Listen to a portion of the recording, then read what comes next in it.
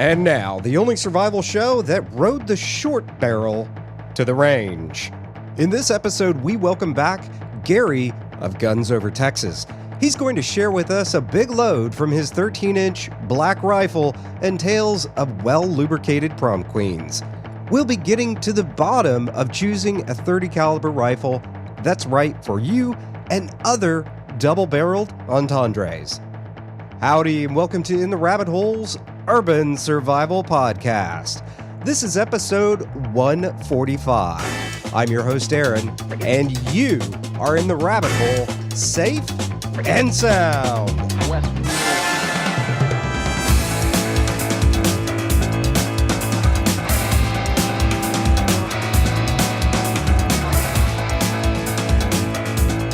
Garry, welcome back to the show, man. Thank you, sir. We had so much fun last time, we decided we'd do it all over again. And I appreciate the opportunity. Yeah. So, brought you on today to have a very random discussion about 308 semi-automatic rifles. And I know you are a big FAL guy, and we want to come to that in a bit. But, you know, I guess one of the interesting things we should probably answer, because I know this drove me nuts for a while, is what is the difference between 308 Win and 308 NATO? And I know you're one of the few people I know that could actually answer that question pretty easily. In short, dimensionally, they're almost identical. In fact, they are identical dimensionally. There's some discussion about differences in shoulder radii and that sort of thing. But the big difference really boils down to operating pressure. And you're looking at as much as a 15% bump to go up to 7.62 NATO, depending on the application. So the big issue there, of course, is that if you turn around and shoot 308, and there's also an issue of lead, how much distance we have that bullet jump leaving the case before it engages the bore or free bore area. But it boils down to just like 5.56 versus 2.23. 5.56 operates at a higher operating pressure. Same thing with 7.62 NATO. So if you have a 308 Winchester barrel and 308 Winchester chamber and it's tight, putting 7.62 NATO through it can have a bad result. Like go boom bad result, or with a quality barrel, I'm not terribly concerned about it going boom. I've honestly never seen that and these guns have to go through a proofing process, and even with a proof load, you know, that may be over by 30 or 40%. In a solid factory barrel, I've not seen one of those blow up under those circumstances. But you can definitely cause hard extraction and break an extractor all day long. Worst case scenario, if somehow, particularly in an autoloader, that's not normally an issue with autoloaders, but if for whatever reason that case is not properly supported, then you might have a case head failure and vent gas down into your magazine well and that sort of thing. And that, yes, could get exciting if it happens to if you've got really thin case walls and that sort of thing. If it cooks through the next round and ignites that one, then it gets rather exciting in the magazine. That sounds like fun. Oh, no, it's not. Yeah. So now, getting on to the FAL and all the other 308 fun we're going to have today, I have to admit, I first bought a FAL because, and I'm ashamed to say this, Larry Vickers said if the shit hit the fan, that would be his go-to rifle, and it was sort of early on, and it was a pretty long time ago that he said that, and I was like, well, if Larry Vickers said it, that's what he's using for the zombie apocalypse, then by golly, I better go get one. Well, I can't blame you. I will tell you that I was first exposed to the FAL by a guy who's far less famous than Larry. It was John Farnham. Okay. Was the first person who mentioned it to me.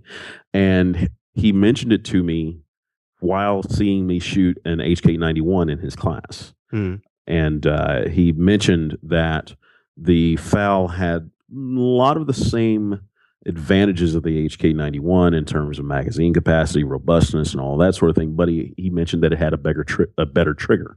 And anyone who's ever spent any time on the G3 HK91 guns will tell you that, you know, even if you buy the, PSG-1 triggers, the famous PSG-1 sniper rifle can, of course, it's the same receiver, so you can put that same lower on an HK91. That's a $500 upgrade. But even with that, it's still a pretty crappy trigger. So I got a chance to try a friend's FAL. In fact, it was a a FAL that belonged to, I believe it was Greg Garrett, actually. Greg Garrett of Comtech Holsters. And it was a gun that I believe originally he had built by Ed Vandenberg, who you know is a gunsmith here in town. And so, sure enough, I actually did like the trigger on that gun. It was still a single stage trigger, but it was shorter and crisp and had an easy reset to feel. And when I got a chance to run one, I found that I could run pretty fast splits with it. So just getting into ThreeGun at the time, I thought that was kind of cool.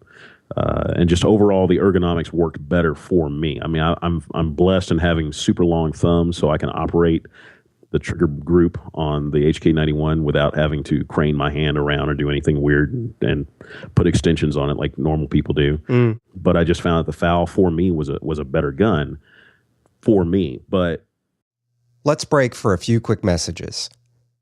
A quick question for listeners. Do you get at least $1 worth of value from each episode? Did you know that would add up to roughly $4.33 a month worth of value you get each month over a year from ITRH? Now, for as little as $2.50 a month, ITRH Roving Horde Armada members keep the show going. Plus, members get a whole lot more than just the show. Check it out and help us keep the lights on by becoming a member today. Visit itrh.net to find out more about becoming an ITRH Roving Horde Armada member. Next, be sure to listen all the way through to the very end of today's show. Lauren Wilson, author of The Art of Eating Through the Zombie Apocalypse, has graciously provided some very special and very tasty Halloween treats and recipes for the Roving Horde. If you're new here, that's you. This will make for fun Halloween dishes and help you eat well should the zombies rise. Now, back to our conversation with Garry of Guns Over Texas about .30 caliber rifles and which one may be right for you. That was an honest assessment over time. Initially, I stuck with the HK91 because, well, I'd seen it in Sniper and it was cool, and all the cool guys had HK91s. But I actually did. I actually ended up ultimately selling my HK91, which I still kick myself for doing. But I found that for me, the FAL was a better gun, especially if you can put, or if you make the investment and put a 249 grip on it.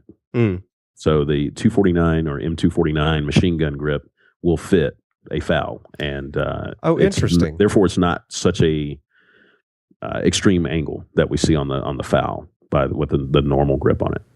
Oh, that's interesting. I didn't even know that. Yeah, interesting. DS Arms. If you're going to buy a FAL, that's the company to buy right now, unless you buy an original FN, and they offer a 249 grip for their rifles, and it fits just fine. The one that I ended up going with was a DS Arms, and while it took forever to get the freaking rifle, and that was back when there was no hype and everybody wasn't buying up guns crazy like, it still took for freaking ever to get a gun out of them. Yes, so, DS Arms, that once they get you a rifle, it's a great rifle.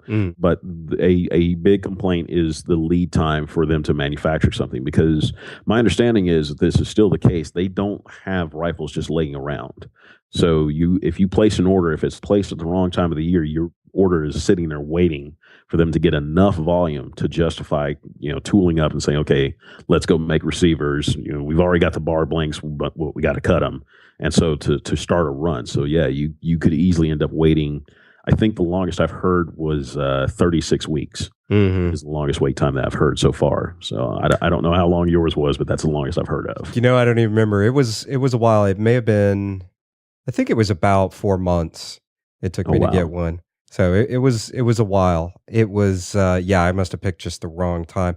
But I mean, they make AR-15s and they make a bunch of other guns. So that actually makes a little more sense now, because the FAL's not as popular. And foreign countries really aren't using them anymore. They're all switching off to other stuff, as far as I understand now. So there's just not that demand like there used to be for the FAL when it was considered the right arm of the free world. Absolutely, yeah. 90 plus countries use that rifle. The British used it, the Canadians used it, Mexico used it. How in the world the U.S. didn't use it, I don't know. Other than, I think the right palms were greased and there was a familiarity with the M1 Garand, and that's what gave us the M14. So now you brought up an interesting point there. Why a FAL over an M1A or M14? It's funny. The M14 is a gun that benefits from a great deal of mystique. You hear a lot of great stories about it, but having owned now 2 M1As, not actual M14s, since none of them were ever allowed into civilian hands. Yeah. But the M1, I've owned 2 different M1As at 2 different manufacturers. One was a Fulton Armory Peerless grade match rifle, and the other one is currently a super match M1A from Springfield Armory. And both of those rifles are very similar. The Peerless had an honest walnut stock, which I would never do again. The Springfield Armory has a synthetic stock, is the word I'm looking for. Has a synthetic stock, and it's more of a rifle that I feel comfortable beating on or beating up. But the thing, they talk about the accuracy of the rifle, and quite honestly, an M16, especially with a free float barrel, will clean an M14's clock all day long in terms of accuracy. But it's not throwing that big 308 bullet. Yeah. And there's something satisfying about throwing that big bullet. It's just funny, though, that I competed at Camp Perry as a kid and got to see a lot of shooting going on there. And even today, you'll still see a few guys that bring out M14s, but very few serious shooters do. Everybody's shooting an M16, and that's been the case since the 90s. Yeah. Between the FAL and the M1A, ergonomically, I think the FAL is superior. It's that more modern grip. We've got a separated grip and stock on the rear end. The FAL can be fitted with, especially if you do a paratrooper model, can be fitted with an AR-15 style collapsible stock if you wish. The DS Arms makes a wonderful forward grip and rail. It's expensive, but it does work for its intended purpose.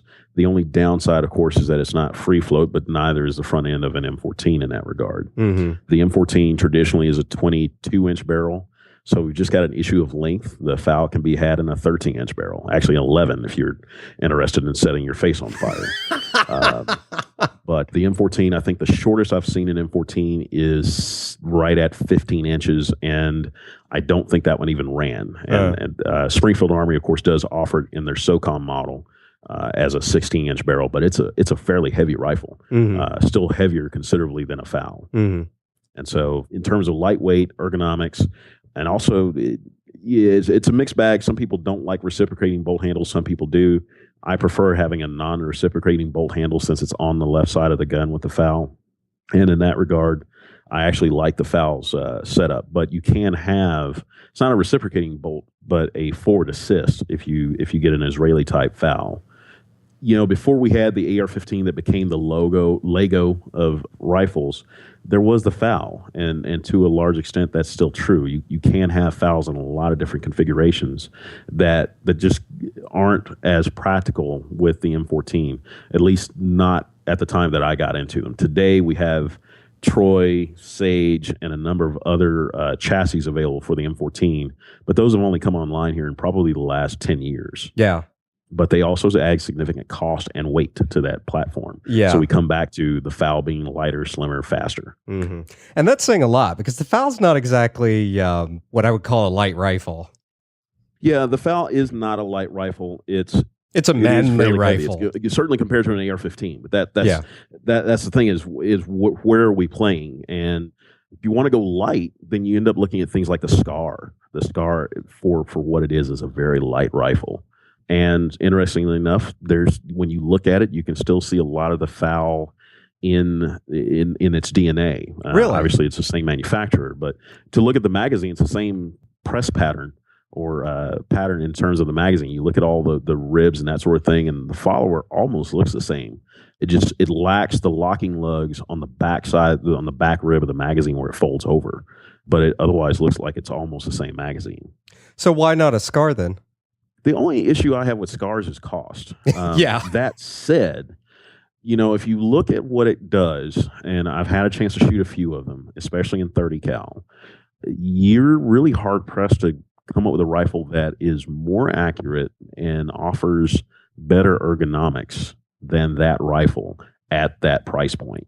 You can certainly go with an SR25, come back to the Lego type or an AR-10, but very few of them out of the box are going to match a SCAR for accuracy, and certainly not weight once you're done configuring them to be similar as far as having rails on them and all that sort of thing from the factory. I don't like saying that the SCAR is a cool rifle to have, but in 30 cal or 308 716 NATO, it's a hard rifle to say no to. Part of the reason I haven't jumped on that bandwagon is that I currently own a very good copy of the DS Arms FAL and I have the Springfield M1A, and I just haven't talked myself into going the SCAR route. But I keep coming around to that thought process. The downside there is, one could argue it's a downside, but it's really an issue with all these rifles, is that with the 30 caliber semi-automatic rifles, they really are all proprietary at the end of the day. And that used to be our argument for the AR-15. Why would you go with a standard direct impingement AR-15? Well, there's 40 different manufacturers out there, and at the end of the day, the parts are largely interchangeable, with very few exceptions. When you get into the piston guns, LWRC or Adams Arms or Bushmaster or any of these guys, yes, now they're talking about proprietary, but as far as the direct impingement guns go, it's all the same parts. But then when we look at the 30 caliber guns, Springfield Armory is pretty much it for an M1A. They're really, and then Fulton Armory is the other company that's out there. But unless you're into collector grade guns, most people don't look at Fulton Armory most of the time, and none of them are cheap. Fulton Armory's, it's not unusual to spend $3,000 on a Fulton Armory M1A. Oh wow! So you got to really, really like the M1A to spend that kind of money on a Fulton Armory gun. Springfield Armory, to get into that kind of money, you're talking about one of the their M25, or what they would call a sniper version of the M1A. And yes, it's accurate. It may even be in a nice chassis and that sort of thing, but now it's dedicated to that role. And the cool thing about something like the SCAR is that a standard SCAR, especially in a 16-inch barrel, can really be an everything gun. It's accurate to 800 yards or 800 meters, and it's fairly lightweight as 30 caliber rifles go. It really has a lot of things going for it. We as we're talking about the proprietary nature of these guns, who else makes a bolt for the M1A right now? No one. If you try to find one, it's going to be an old military surplus bolt, and it may be 50 years old, and you don't know how many rounds have been through it before you got your hands on it. Same thing with the FAL. The FAL has been around, obviously since the late 40s, early 50s. So yes, there are a lot of countries that used it, but now we're talking about, okay, well, great, you found a Steyr military parts piece. Great, that's fine, but those are all 50, 60-year-old parts. Is that really what you want to depend on? And what's the availability of them? That stuff was surplus 20 years ago, even 15 years ago, but we've had 4 or 5 million new people enter the market that now are looking for those guns, and so there's not nearly as many of those parts out there in circulation relative to the market that we used to have. So it makes them again more of the more proprietary in nature. So I don't know that I have the cautionary concerns about going with a SCAR or even Ruger's version of the AR-10. The AR-10 is where you have all sorts of confusion. There's Ruger's got one, SIG has one, Colt has one. There's at least 10 different companies out there making some sort of 30 caliber AR-10, and the parts aren't interchangeable between any of them. You might get lucky and be able to fit a forearm on one of them and something like that, but their trigger groups are a little bit different. Some of them use AR-15 trigger groups, some of them don't. Everybody's got a different piston. If they're running a piston, some of them are still DI or direct impingement. But do you want to sit there and play that game? If that's a concern, the reality is that they're all different. I mean, PWS makes a wonderful 30 caliber AR, but their bolt is completely different from what you'd find in an SR-25. Oh wow! They look nothing alike. One's a short stroke, one's a long stroke bolt. Those are two very different things. Mm-hmm. So that's the thing I'm no longer of the mindset of, saying that the FAL is the only way to go because of the parts availability. Because like I said, it's, if I go out to go find parts for it right now, who am I going to call up? I'm going to call up DS Arms. Mm-hmm. I'm not going to go looking for an original FN bolt because I have no idea what gun that came out of. It may be maybe a 40-year-old bolt, and it may have 30,000 rounds on it. And I don't have the equipment or technical background to check that bolt and magnetic particle inspect it and all this other crap that we do on AR-15s. And at the end of the day, if I'm looking for a rifle that I'm going to depend on for my life, my food, and everything else, I would tend to just say, okay, let's stick with a major manufacturer. Smith & Wesson has a decent looking M&P 10. It works just fine. I've shot several of them. PWS makes a solid AR-10 type rifle. It's not direct impingement. It's a bolt gun. It's a piston gun, but it works. The sky's the limit if you want to go that route. Mm-hmm. But the thing is, we come back to, what are you getting out of that? A decent PWS may run you $2,500. Well, guess what? A SCAR costs $2,700. It's hard for me to tell you not to go that route. The FAL, as far as cost concerns, is probably the best of all worlds because it has the ability to accept those modern upgrades without getting into the $3,000 price range. Yeah, because you can still pick up a base model DS Arms FAL for, what is it, around $900? I think it's back down to around $900 the last time I checked. Yes, it'll be $900. Now, that will be a gun built on surplus parts. We come back to that issue. But DS Arms, they were fortunate enough to buy up a whole lot of Steyr parts and Steyr guns from Europe, and then basically to bring them over to the U.S., they had to cut them in half. So, or they'd already been demilled, and so there's just a working barrel and a working fire control group. DS Arms supplies a new, by the way, I think very high quality upper receiver, and assembles a new gun out of that. And their receiver is probably the best there is. Huh? I didn't know that's how they were doing those. The SP-58s. Yeah. I don't know how much they're still able to do that because I don't know how big their supply was, because those guns in the early days, you could get a Steyr barrel that was chrome lined, and it might be a virgin barrel by today's standards, or today you might find one that's got 8,000 or 9,000 rounds through it. You don't know. DS Arms certainly goes through great lengths to make sure that you're getting a high quality part, and they certainly fire it and make sure it runs. But still, you don't know what you're getting. Not like it comes with a certificate and says this barrel only has 500 rounds through it. Go forth and prosper with it. Yeah. Have you ever messed with their match grade trigger? I have. Honestly, like it a lot in the DSA. I think the DSA standard trigger out of the box actually isn't all that bad, but I'm somebody who comes from a competition shooting background where I didn't have a lot of money, so I had to shoot crappy triggers. So to me, it's not bad. And that is also colored again by the experience of coming off of the HP91, the AK. We all know that's not the best trigger in the world. So I've seen, the gamut of hard and gritty and long and to, short and soft and squishy, and having to run all those. And to me, the FAL, its native trigger is a happy medium between all of that. It's short enough that it doesn't detract from accurate shooting. It breaks cleanly enough. It requires enough pressure that it is a deliberate act to pull that trigger, but it's not in any way inhibiting accuracy unless we're trying to get half-inch groups, which you will simply never get out of a FAL. It's just not that rifle. The match trigger, it's a nice trigger. Would I pay money for it? Maybe not. Simply because a good FAL will shoot 2.5 inches at 100 yards. You're just not going to get much more than that out of that. And to me, to spend the money on a match trigger, unless I'm trying to get 1/4-inch groups at 100 yards, it's just not worth it. Which you're not going to get out of a FAL, really, anyway. If somebody tells you they got that out of a FAL, they're lying. Yeah.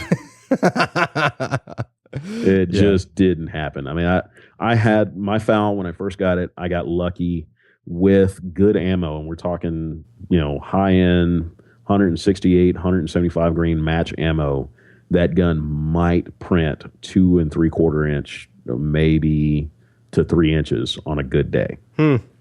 So, and I felt good about that. I was like, hey, I can bust a clay bird at 100 yards with a FAL. I'm happy. Yeah.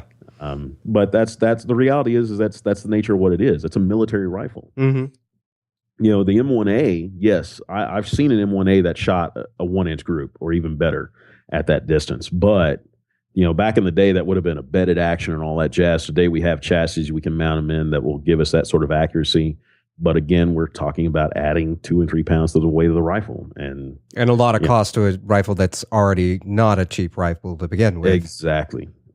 Yeah, I think a cheap M1A these days is somewhere around $1,400. Mm-hmm. And then you're talking about another $700 to $900 in total cost to set up one of these chassis with it. Yeah.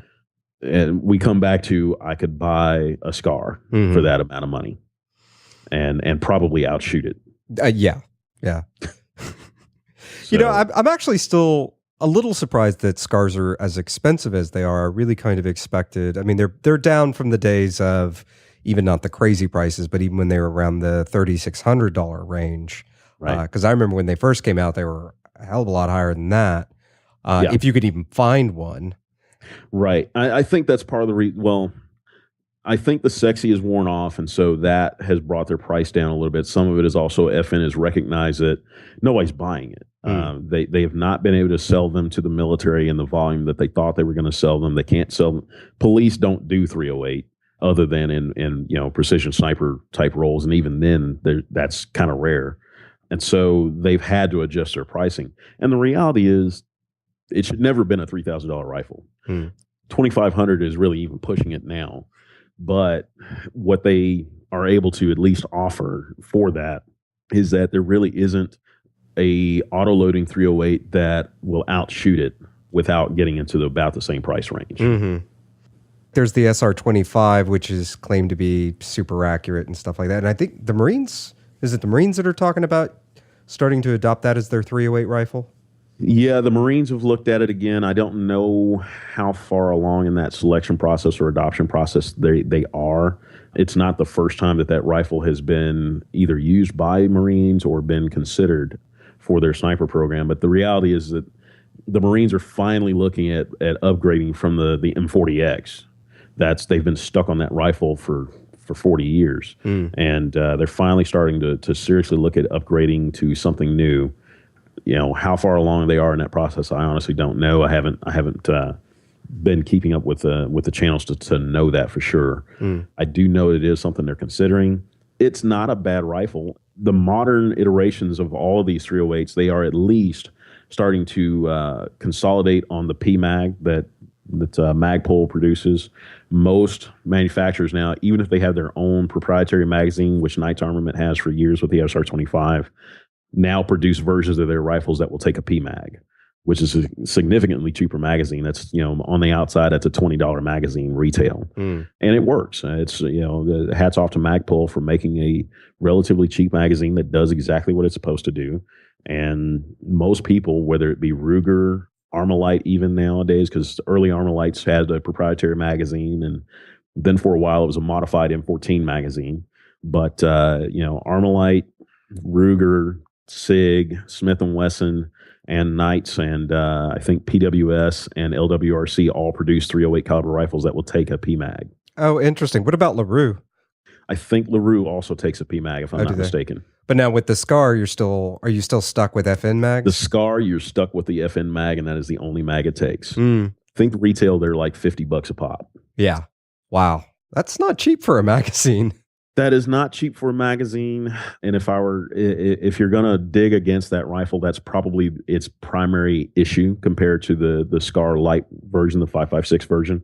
The 5.56 version, of course, takes standard NATO mags for the AR-15 and the P mags. So there's a, just plethora of magazines out there for that rifle. But with the SCAR Heavy, the 7.62 variant, yeah, it's a proprietary magazine. Like I said, looking at it, you can tell that it's basically the same pattern. When they decided to go make the die to wrap that steel around it to press it out, it's basically identical to what they used in the FAL, but it lacks the locking lugs and stuff like that that we find on the back of a FAL magazine. What I do not know is whether or not a FAL magazine can be modified to fit the SCAR. If that is possible, then you do have a very large collection of magazines that are out there that can be at least modified, similar to back when we had the AR-10, and that was all that there was among 308 autoloaders. You could modify M14 magazines to be accepted by that rifle. Huh. Why a 308 versus, say, going with the cheaper AK? And by cheaper, I don't necessarily mean crappy. I just mean it's a lot less expensive to shoot an AK than it is a 308. Well, there are advantages to the AK when you need an intermediate round, which the 7.62x39 is an honest intermediate round. 308 came about because there was a push to get away from 30-06 and produce a quote-unquote intermediate round, but you had U.S. Army brass involved in that process. And a lot of those guys were not willing to step down. So the reality is 308 is not an intermediate cartridge. It is a full-power rifle cartridge. But when you need that, the bullet drop or just the ballistic coefficients and all that sort of stuff that we have with 7.62x39, the bullets that are available with it, it's probably a 300-meter gun. Now, that's not saying that you can't shoot an AK accurately beyond that. I've certainly seen it done. Usually not with the original open sights that you would see on a traditional AK, but it can push beyond that. But the fact of the matter is, that bullet flight profile is not nearly as flat as 308. Out to 600 yards. Yeah. And when you need to reach out to 600, and you may never need to do that. If you don't, then certainly skip it. Don't even bother with 7.62x39. Step on down to 5.56 because there's lots of it rolling around. I mean, if it ever comes down to it, what are you going to find in the back of a patrol car? Not that I'm saying anybody should plan on breaking into a police car to buy ammo or get a gun, but if things ever really get bad and we find ourselves walking down the street with rifles and, there's a dead cop there, chances are there's a rifle in the back of his patrol car, and it's probably 5.56. So there's a lot of that ammunition out there. You're not going to find 7.62. You won't. I'll take that back. You might find some in my house, but not a lot of it. It's just not as common in the States. And even if we were to look at it from that aspect, 5.45 was the more common round for that gun, at least for the last 20 years. Oh, interesting. So because that's what the Russians ended up standardizing on. And so that was the more common round, by the end of the Soviet Union, that's what they were standardized on. They weren't shooting 7.62x39 much anymore. But it's not that it's a bad round, but the AK, we can argue ergonomically without spending a lot of money, isn't quite as comfortable to shoot. That safety selector that's over on the outside of the gun is just, it's not something that's easily manipulated. Now, one can learn to manipulate it, and the manual of arms with the AR or AK is something different from any other rifle. And it works just fine. I'm not going to sit here and tell you not to buy one. And its advantages, it's cheap. It's, on the low end, I think we're back down to $500 for an AK. Yeah. Which is not bad. I'd like to see it get down to 300, but I don't know that we'll see that again. Yeah. So it's not bad in that regard, but let's face it, it's just not a 308. 308 is when you need to reach out and touch something, the 600, 800-yard round, 308 is kind of where it's at. Now, there are still more efficient cartridges even than that if we're really talking about long-range stuff. 308 is not a 1,000-yard cartridge. It goes to sleep at around 850, meaning that the bullet has gone subsonic and that shockwave is moving along the bullet and potentially causing a great deal of yaw, and you're losing accuracy at that point. But out to 800, it's just fine. And it's better to have more rifle than you need than less. True. And I think, and to be fair, I think most people's shooting abilities really, most people's shooting abilities, period, kind of stop at about 100 yards. But absolutely. Yeah. So, and even once you get out past that, you have the 500-yard range, and then maybe 800, and then 1,000 starts to be a whole separate thing. Somebody went and spent some time and money and took some classes and really spent some time laying down at a range. And one of the few ranges that actually does have 1,000 yards, because I know, like, even in Houston, there's only There's one. There's just one. There's Bayou. What is it? Bayou City? No, not Bayou City. What is it? Yeah, Bayou Rifles has one. Bayou Rifle. Yeah, Bayou Rifles. Yeah. Yeah, Bayou Rifles, that their Julef facility down south of town is the only 1,000-yard range probably within 2 hours of Houston. Mm-hmm. Think anything else, you got to go. You may have to go as far as San Antonio to get to 1,000 before that. There's not a lot of 1,000-yard ranges in.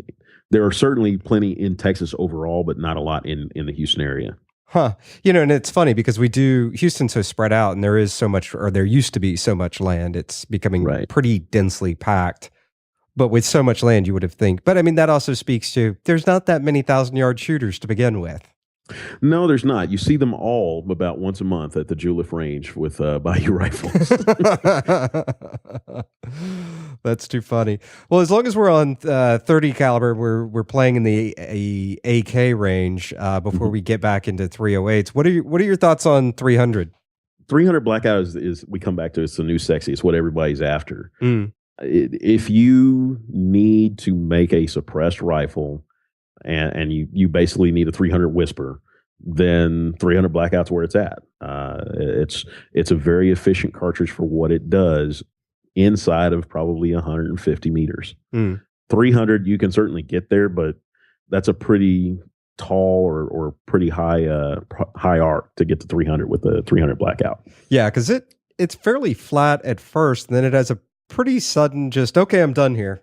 Yeah. And it's simply that it's just not launching with a great deal of velocity to begin with to make it subsonic. Yeah. And it's as efficient as it can be within that realm, but that means it's probably a 150 meter gun. And that's fine. I mean, if you're out in, say, the back of a very large master plan community shooting hogs with suppressors, then that's just fine. There's nothing wrong with that. It's highly recommended if that's what you're doing. But if you're needing to turn off, I don't look at it as being a defensive option. I don't look at it as being a primary game option.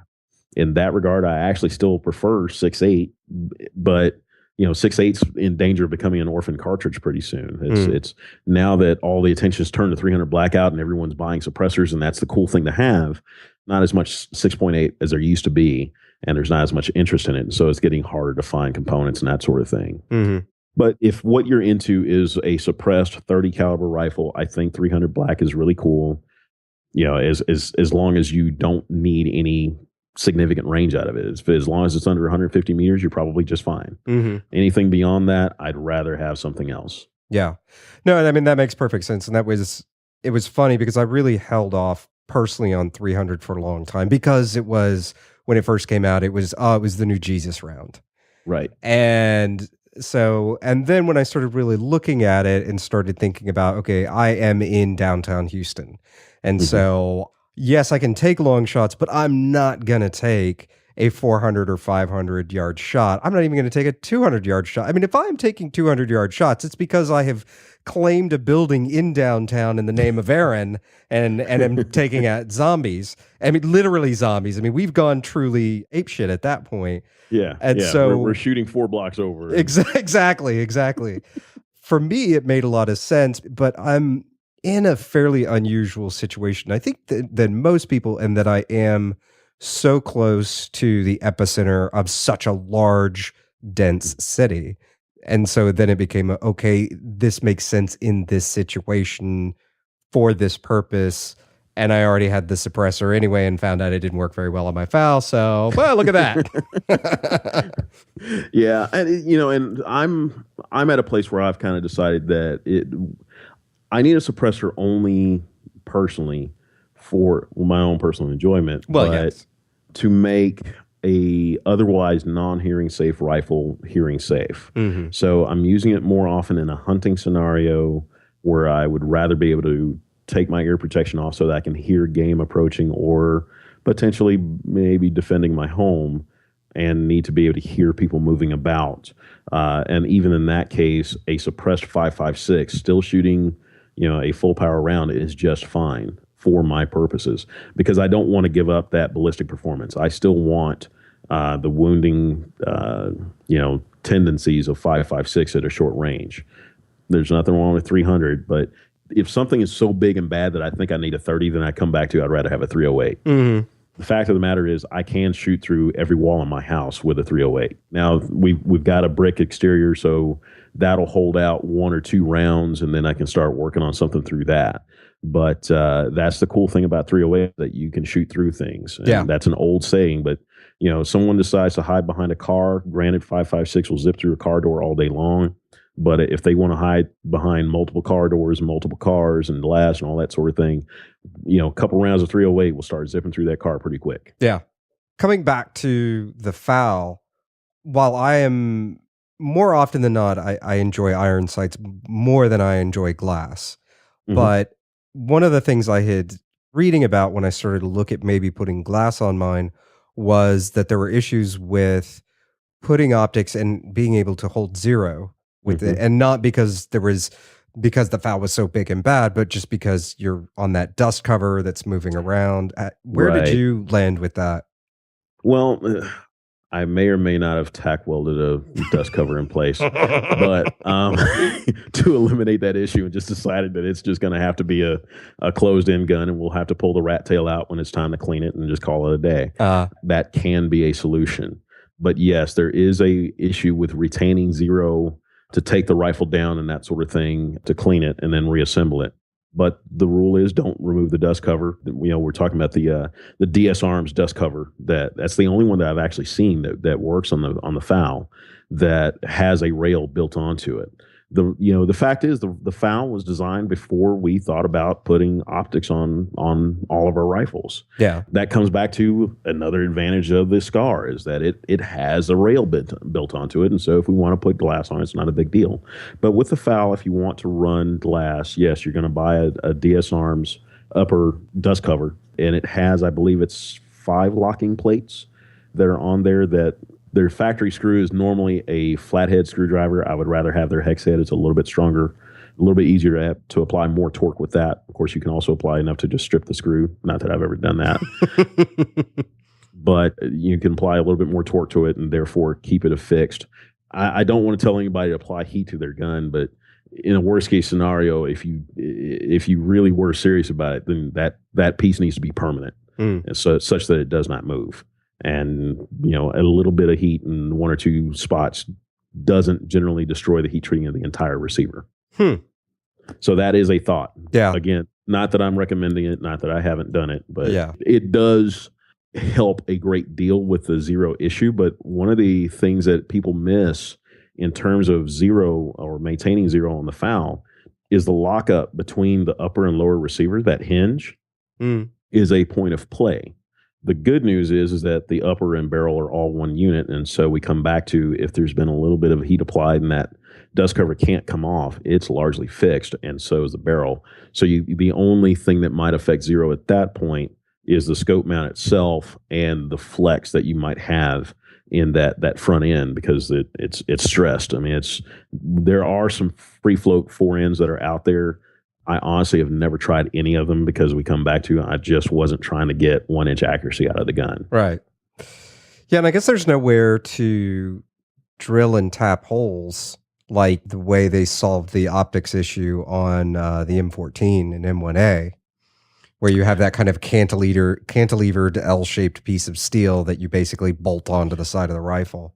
Right. Yeah, the issue there, if you think about the M14, its gas system is underneath the bore, whereas with the FAL, it's running on top, just like you have with an AK. And that's what precludes you from doing the cantilever type setup. That makes sense. That makes sense. So the only thing I can think of, if you were to do anything, and this would require DS Arms to make a new receiver, would be the old not dust cover, but the old carry handle mount area. So as is, that has to be machined into the gun and a carry handle inserted, and then of course your op rod slides back and forth through that. But I guess what they could do is, I cannot imagine how much engineering this would take, would be to re-engineer that section such that becomes your cantilever attachment point on the upper receiver, and therefore it is not affected by any twisting or stress being applied to the upper or lower, at least not a significant amount, because the receiver itself, I don't know if they still advertise this, but DS Arms used to tell folks that their receiver started out as a 19-pound block of steel that they CNC cut that receiver out of. So it would be a few less machining operations is what it boils down to. Or they would modify one of the early ones that they used to hog out the raceway area for the bolt and for the chamber area and the locking lugs and not locking lugs, but for the trunnion for the barrel to actually to fit it to the gun. You know, that's interesting. I didn't know that they did it out of billet steel. That used to be what they advertised. I don't know if they're still advertising that. They may have gone back to a casting process. My understanding is that FNs, the original FNs, some of those were cast, and certainly some of the M-bells that are out there are cast. And that's part of the reason you had Type 1, Type 2, and Type 3 receivers. In addition to just fewer machining operations. If you look at a Type 1 receiver, it has more elegant cuts on the side of the receiver, whereas a Type 3 is just a slab-sided receiver because they've eliminated those machining operations. Oh, okay.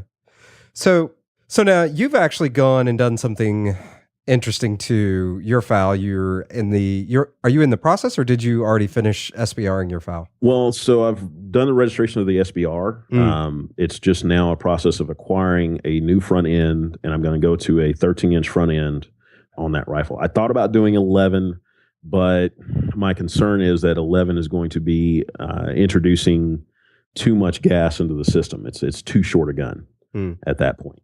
So we're going to try 13. And the other thing is just looking at it, not necessarily anything scientific, but I guess kind of looking to get a consensus from engineers of all of the military grade 308s that are out there, whether it be Knight's Armament or SCAR or FN SCAR or anything else. All of the short guns, their short barrels are somewhere between 13 and 14 inches. Nobody's running these short 11-inch barrels. And in 308, you're already losing enough velocity having cut down below 16 inches and just dealing with so much blast off of a short barrel that I didn't see a lot of value in trying to go anything shorter than that. So I'm going to end up with a 13-inch Badger Ordnance barrel is what's going to be on my FAL going forward. And that will allow me to, I haven't decided on which 30 caliber suppressor I'll go with. I'm leaning very heavily towards Saker, but also Siler-Jaco is the other consideration I have out there as far as what I'm going to go with for a suppressor on that gun. But it'll give me an overall length, I believe, of 35 inches, maybe less, with a suppressor attached when it's all said and done. Nice. So for a 308, that's not bad. Yeah, no, that's not bad at all. I'll have to let you check out my Gemtech also. I mean, the silencer coat one's probably a better option, and probably I'm almost positive it's a better option because a cheaper option at least, because the quicksand I have, since it's titanium, yeah, it's really light, but it's pretty pricey, and it's not a small suppressor. You could take it off and beat somebody with it.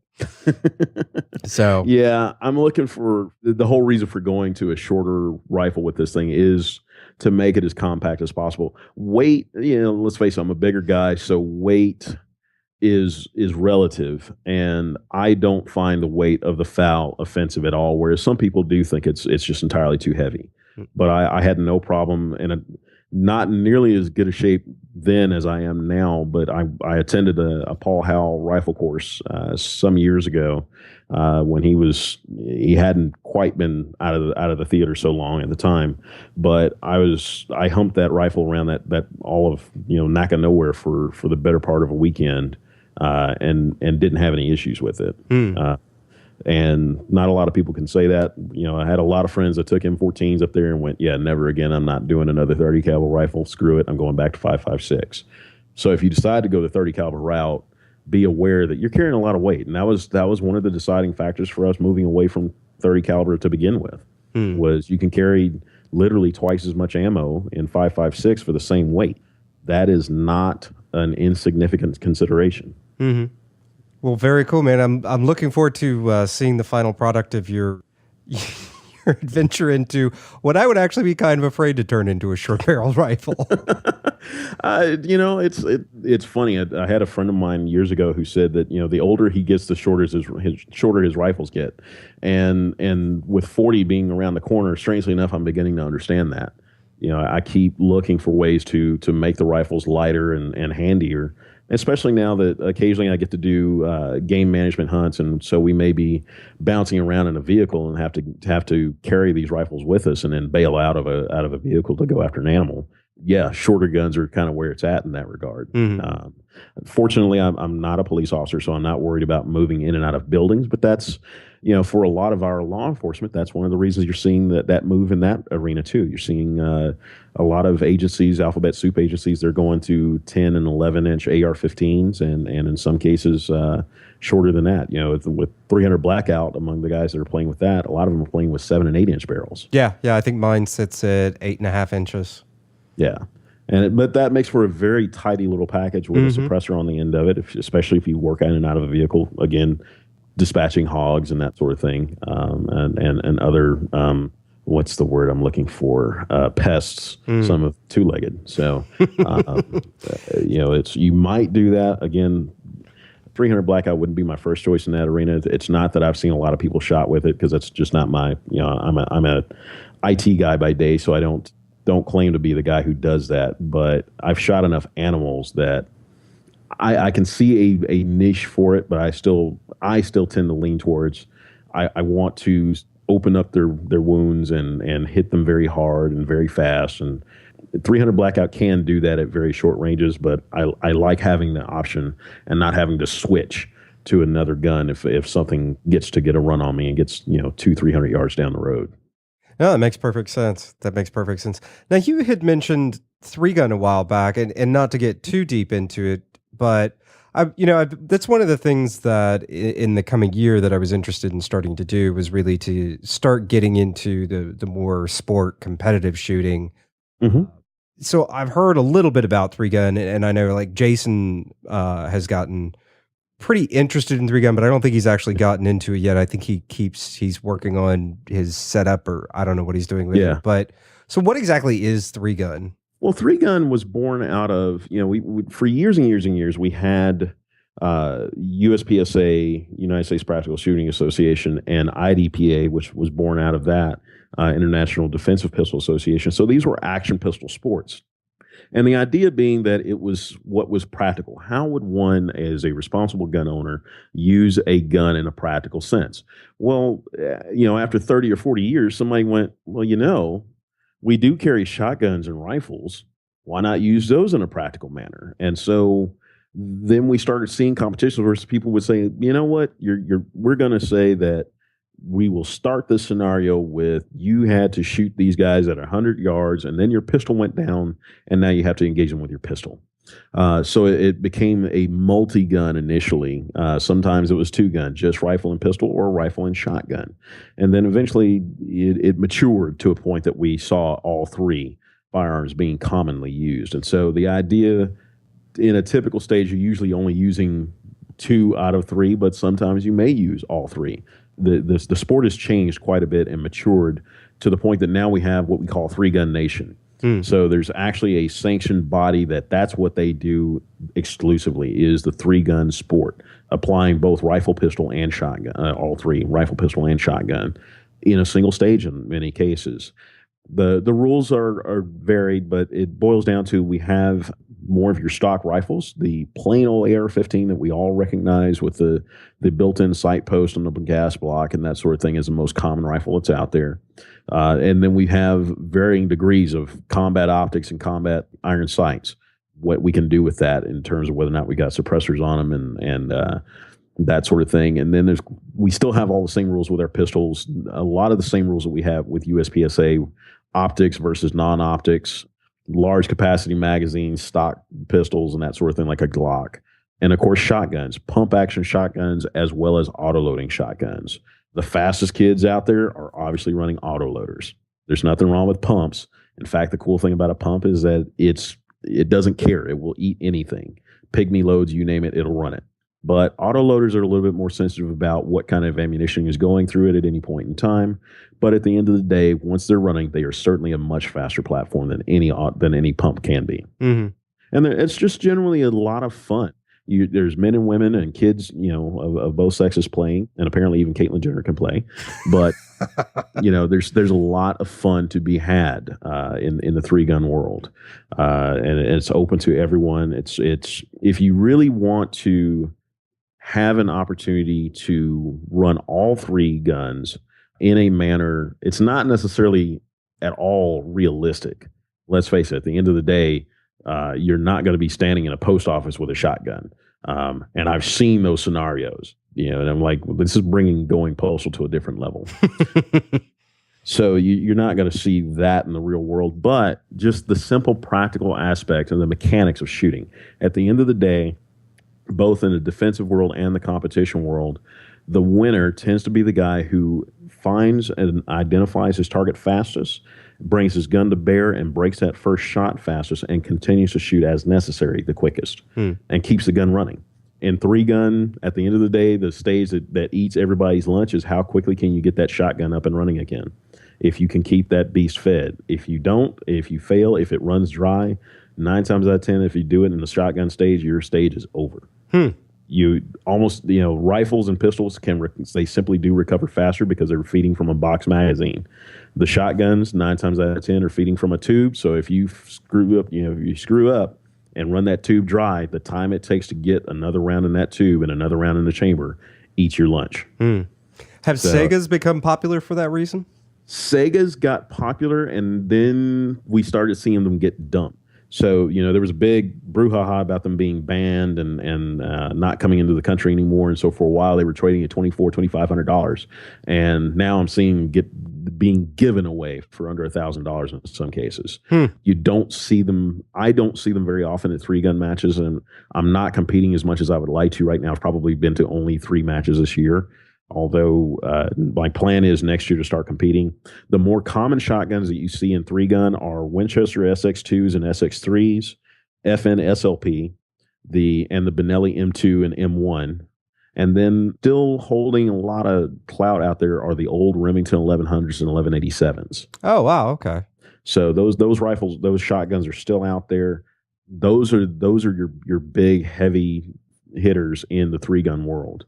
And there's also the Mossberg 930 kind of bringing up the rear. The problem that Jerry Michlik has a lot of famous videos with the Mossberg. He's sponsored by Mossberg. It is a well-priced shotgun for what it is. As an auto-loading shotgun, it's a sub $500 auto-loading shotgun, which is not, there's not a lot of those out there. The problem is I haven't seen one that runs yet other than Jerry Michlik's. So it's not one that I recommend. But at the high end, you're looking at somewhere around $2,000 to get a running shotgun for 3-gun on the high end. You can, of course, buy a Remington, I think it's the Versamax. Remington Versamax Tactical runs about $1,500. Mechanically very similar to the Benelli M4, which has a dual chamber gas system on it, dual cylinders. Mechanically, those 2 guns look very, very similar to each other. I would not be surprised if secretly they were actually made on the same assembly line.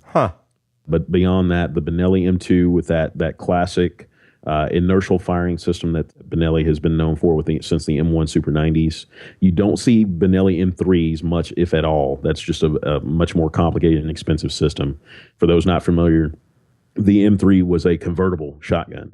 Could fire both pump mode and semi-automatic mode from Benelli, but you just don't see a lot of those out there. And then, like I said, the other than the Benellis, the FN SLP and Winchester SX2 and SX3, believe it or not, are really all the same shotgun.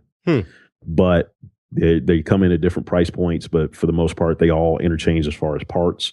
And I actually have an SLP that I've had for about 8 months now, and I finally got it running. It initially had some issues. FN used to ship it with 2 different pistons. They then started shipping it with a single piston, and it turns out that single piston did not run light loads. That gun became a prom queen. It had to be clean, and it only took big loads. So, and of course, well lubricated as well. Well, so, yeah. Yeah. So now that it has a different piston in it, it's not quite a biker chick. It won't take anything, but it will take it will take cheap ammo. It doesn't have to have the big loads that it had to with the original piston in it. And it's a pretty soft shooting shotgun. It is, as somebody who came off of the 1100, 1187, it's a massive shotgun by comparison. And some of that's just owed to the fact that it's an aluminum receiver instead of steel. And so it's, for that reason, that much beefier of a receiver. But like I said, shotgun's kind of where it's at. But you still see guys out there running pumps, Remington 870s, Mossberg 500s, and the Winchester Defender. Those are all still out there. Actually, today I think they call the Defender, it used to be the 1300, now I believe it's called the SXP. So there's that one. As also Benelli Nova is another common pump shotgun that you'll see out there. But yeah, there's, like I said, ThreeGun, you're going to see all three of those primary rifle or weapon systems. You've got a rifle system in your AR-15. That's what most people are shooting. There are some guys out there shooting the Scars, and there are some guys out there shooting some oddballs. Like you might every once in a blue moon come across a SIG 551 or something like that. But the AR-15 is pretty much the standard platform. And then among the handguns, you see a lot of Glocks, you see a lot of 1911s, and a lot of STIs for those who are familiar with the 1911 platform, which are wide body 1911s. So, 27 round magazine and 9mm, not unheard of. Huh. That's pretty interesting. Well, now I know what the deal was with that. So now you've got your own show, of course. We brought this up last time, and I always enjoy when you guys decide to show up on my iTunes feed on a Monday. It's always highly entertaining. And of course, you have given up even trying to bleep out any of your co-hosts anymore. Yeah, I just gave up. I love my friend Jeff like a brother, and Jason. But the fact is, Jason is a cop, and Jeff, well, he's a Sanford. So, yeah, they're great folks. You just can't take them anywhere without planning to apologize and pay a lot of money to the FCC. Yes. So, yeah, I gave up on trying to bleep them out. Especially, Jeff got rather excited about the unfortunate shooting that we had in Tennessee, the National Guard recruiting center. And he was rather upset about the decisions that were being made and suggestions being made to Marines to not wear their uniform so that they don't stand out in public and basically go into hiding, and no recommendation being made to defend those facilities. And so he was understandably upset about that. I certainly felt the same way. I just didn't voice it in that manner. But yeah, it's, our show is just three regular guys. None of us are anybody special. Jeff operates Shiloh Shooting, of course. Jason, we can't tell you what agency he works for because most police officers aren't allowed to tell you who they work for. But his small agency, they do a lot of good work as most police officers do. But like I said, he is a cop, and so everyone's a turd or dirt bag or shit bag. Sorry. So we have that, and of course then we have me, and I don't know that I'm a wild card. I try to be the voice of reason sometimes between those two, if we could call it that. Sometimes. Yeah. Sometimes. But yeah, the show's Guns Over Texas, and it's like I said, it's three guys that are just kind of getting together and hanging out and having fun, and every now and then we get to have some really cool adventures together. We've been on some great hunting trips and had a lot of fun with a lot of cool guns, and it's a barrel of laughs most of the time. Yes, it is. Well, awesome, Gary. I appreciate you coming on once again and sharing with us your big load out of your 13-inch. Yes, sir. All right. I enjoyed sharing my load with you and your audience. Thanks, Gary. Now, Lauren Wilson with your Halloween treat. Season's greetings, preppers. Lauren Wilson here. Have you ever wondered what you might be eating in the event of a zombie apocalypse? Of course you have. This week, I'll be sharing the recipe for Overnight of the Living Dead French Toast from my cookbook and culinary survival guide, The Art of Eating Through the Zombie Apocalypse. When the Z-Poc hits and zombies make society crumble faster than a good shortbread, you'll need to use up those perishables in your fridge in a hurry. Why not whip up some decadent French toast?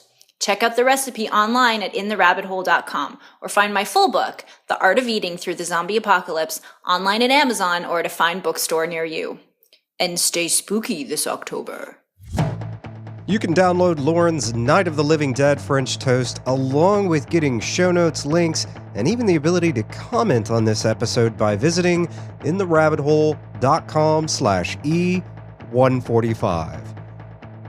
Join us next week as we sit down with famed gunsmith Ed Vandenberg. You heard him mentioned early on in this episode, and Ed is somebody that, he's just one of those guys that I immediately caught into the first time I met him, and he's just an amazing person with an incredible wealth of knowledge about guns and gunsmithing. And in next week's episode, we'll discuss rifles for taking that 1,000-yard shot and more. A quick question for listeners.